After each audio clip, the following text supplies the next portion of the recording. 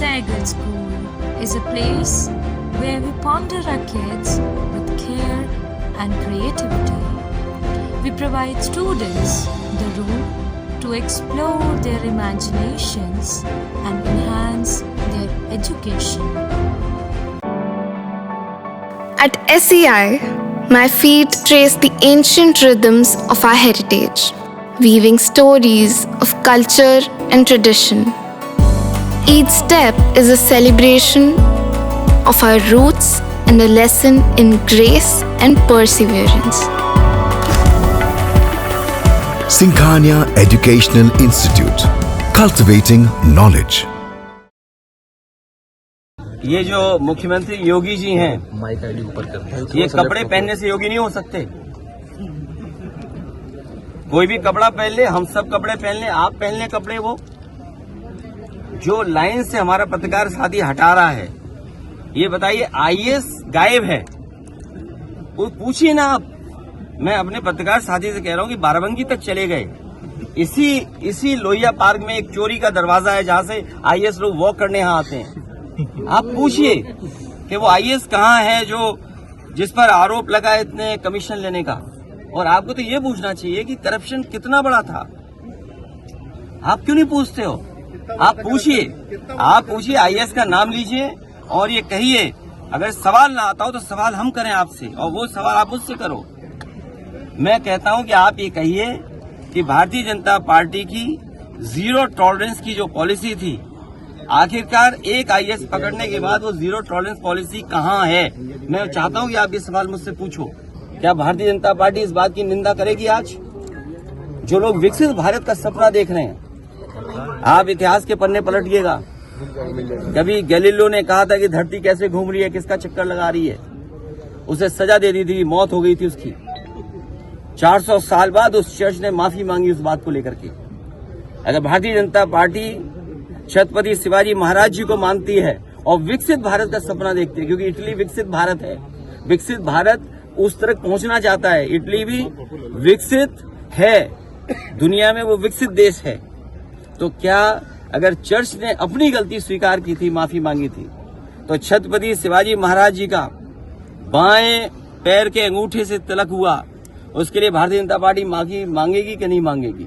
अधिकारी सरकार मिलकर के जनता को लूट रही है। रात ही में अयोध्या का मुझे जानकारी मिली कि एसडीएम शिवम यादव पे लगातार दबाव बना रहा था, लगातार एसडीएम गाली गलौज कर रहा था और दबाव इस बात का बना रहा कि पैसे दो उसको, पैसे नहीं दोगे तो तुम्हारे पे कार्रवाई हो जाएगी। और सुनने में आ रहा है कि उस एसडीएम ने इतना परेशान किया कि उसके बाल तक कटवा दिए सर के, और अब उसकी जान चली गई है। कौन है इसके लिए दोषी?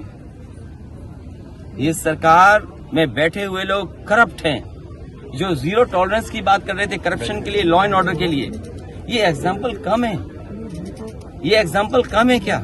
सब पे बढ़ता होगा, बढ़ने का झगड़ा सुनने में आ रहा है। बताया आरोप चीफ सेक्रेटरी तक लगाया है। नहीं तो चीफ सेक्रेटरी कैसे बच जाएंगे? सब जानते हैं कि चीफ सेक्रेटरी भी उसमें शामिल रहे होंगे। और अब क्या करेंगे कि समाजवादी पार्टी के लोगों को पकड़ो, नेताओं को पकड़ो, मीडिया के सामने से उनके घर में झांको। अरे हमें तो वो दिन भी इंतजार है कि सरकार ने क्या किया था, हमारे घर को गंगा जल से धुलवाया था। याद है ना? याद है। आप भी पत्रकार लोग थे, किसी के फोन पे गए थे सुबह घर में, क्योंकि आपको भी जाना है। ऐसा ना, जब हमारे गए हो तो क्या कितना समय बचा है? जनता इनसे सवाल करेगी, किसान का, नौजवान का, महंगाई का, बेरोजगारी का, और जो अन्याय कर रहे हो आप उसका, जो भेदभाव किया है आपने, जिस तरीके से बर्बाद कर दी इंस्टीट्यूशंस आपने, आप पे किसी को भरोसा नहीं है। किसी को भरोसा हो तो बता दो आज। हम क्रेडिबिलिटी किस किस की नहीं खत्म हुई। इसलिए समय बदलेगा और समय बदलने के लिए ही हम लोग संकल्प लेने आए हैं। डॉक्टर राममनोहर लोहिया जी को जहां याद कर रहे हैं, उनकी सप्त क्रांति के रास्ते पर चलने का संकल्प ले रहे हैं, वहीं उन्होंने दाम बांधों का जो हम लोगों को प्रिंसिपल और रास्ता दिखाया, उस पर चल करके गरीब जनता, किसान और नौजवानों की सेवा करने का काम करेंगे। जहां आज डॉक्टर राममनोहर लोहिया को हम लोग याद कर रहे हैं, वहीं भगत सिंह, राजगुरु और सुखदेव को भी याद करते हैं कि उनकी क्रांतिकारी, उनकी जान निछावर की वजह से आज हमारा देश आजाद हुआ, जिस स्वतंत्रता के साथ हम आज देश में रह रहे हैं। डॉक्टर राममनोहर लोहिया ने हम लोग को सप्त क्रांति का आंदोलन, समाजवादी रास्ता डॉक्टर राम मनोहर लोहिया ने अन्याय के खिलाफ लड़ने के लिए, समानता का और सबको गैर बराबरी के साथ इकट्ठा करने का आंदोलन जो छेड़ा, उसमें हम लोग आज उन्हें याद करते हैं और उन्हीं के रास्ते पर हम लोग चल रहे हैं। जहां सप्त क्रांति का उन्होंने हम लोगों को सिद्धांत दिया, वहीं आज के परिप्रेक्ष्य में अगर हम देखें तो कभी उन्होंने दाम बादो नीति का भी समाजवादियों को चलने का आह्वान किया था। आज के दिन जब डॉक्टर राम मनोहर लोहिया को हम लोग याद कर रहे हैं, जहां महंगाई इतनी बढ़ी हुई है, गैर बराबरी लगातार बढ़ती चली जा रही है, बेरोजगारी है, किसान को कोई पूछ नहीं रहा, किसान के सामने आर्थिक संकट पैदा किया है, तो वहीं हम सब लोग संकल्प भी लेते हैं कि डॉक्टर राम मनोहर लोहिया की सप्त क्रांति और दाम बादों का जो सपना दिखाया था, उसका संकल्प लेकर के पूरा करने का काम हम लोग करेंगे। Sai Sanjeevani hospital, station road, Sitapur. Sitapur का पहला मल्टी स्पेशलिटी हॉस्पिटल, जहां आपको जनरल फिजिशियन, हड्डी रोग, स्त्री रोग, जनरल सर्जरी, नाक कान गला और न्यूरो के डॉक्टर उपलब्ध हैं।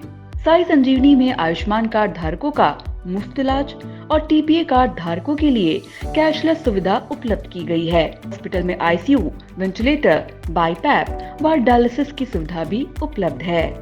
Sai Sanjeevani hospital, station road, Sitapur. आपका बहुत बहुत आभार। महज 28 दिनों में 1,20,00,000 दर्शकों की संख्या हुई पार। हर रोज 4.5 लाख लोग आई इंडिया को रहे देख। 2,10,000 घंटे किया जा रहा वॉच। 17,000 नए बने सब्सक्राइबर। प्रतिदिन नए कीर्तिमान गढ़ रहा खबर आपकी, नजर हमारी वाला आपका आई इंडिया। आई इंडिया को मिल रहे प्यार के लिए आपका तहे दिल से शुक्रिया।